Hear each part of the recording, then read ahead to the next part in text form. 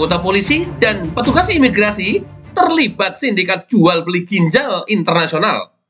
Simak video sampai tuntas. Polri menangkap 12 anggota sindikat tindak pidana perdagangan orang atau TPPO jaringan internasional yang menjerat 122 korban dengan modus penjualan organ ginjal ke Kamboja. 2 orang diantaranya merupakan anggota polisi dan petugas imigrasi. Mereka turut membantu merintangi penyidikan sejak markas sindikat ini terungkap di Kabupaten Bekasi, Jawa Barat pada Juni 2023. Dirkrim Polda Metro Jaya Komisaris Besar Hengki Haryadi mengungkapkan, sindikat ini dikoordinasi oleh tersangka berinisial H, 40 tahun, yang tertangkap di Bekasi pada tanggal 27 Juni 2023.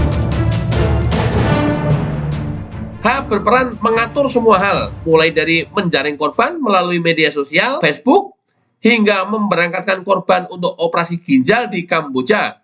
Dalam merekrut korban, H dibantu oleh tersangka D, 30 tahun, A, 42 tahun, dan E, 23 tahun melalui 2 grup Facebook.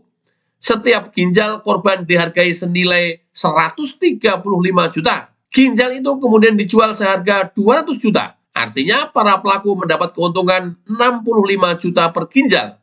Sejak beraksi pada 2019, para pelaku meraih omset sebesar 24,4 miliar. Para korban tergiur karena terhimpit masalah ekonomi yang terdampak pandemi COVID-19.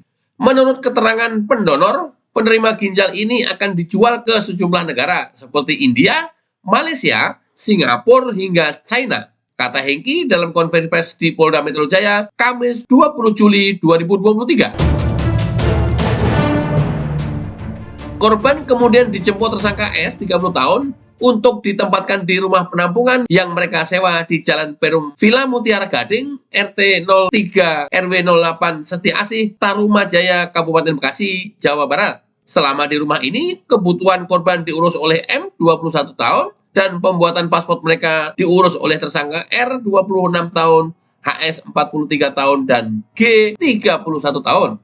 Setelah paspor terbit, para korban diantar oleh S ke bandara untuk diterbangkan ke Kamboja dengan alasan liburan keluarga. Saat diperiksa petugas imigrasi, para korban kemudian dijemput oleh tersangka L, 32 tahun, yang sudah berada di Kamboja untuk mengurus korban selama proses operasi ginjal di rumah sakit milik pemerintah Kamboja, yakni Rumah Sakit Pret Ket Melia di ibu kota Phnom Penh.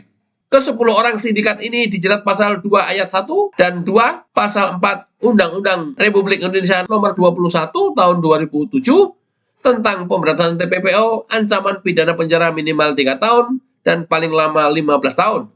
Polisi juga menyita sejumlah barang bukti antara lain 18 kartu ATM, 18 buku tabungan, 18 paspor, 15 telepon genggam, dan uang tunai senilai 950 juta. Informasi dikutip dari berbagai media massa.